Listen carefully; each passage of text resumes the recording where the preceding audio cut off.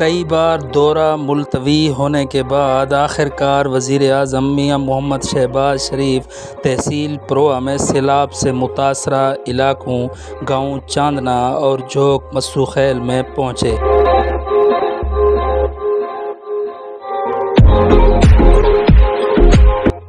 वज़ीर-ए-आज़म ने मुतासरीन सैलाब से मुलाकातें की और गाँव चांदना का दौरा किया।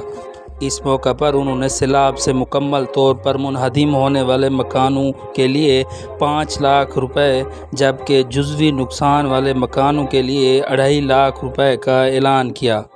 हल्का MPA मौलाना लुत्फ़ुर्रहमान ने सैलाब मुतासरीन के मसाइल से वज़ीर-ए-आज़म को आगाह किया।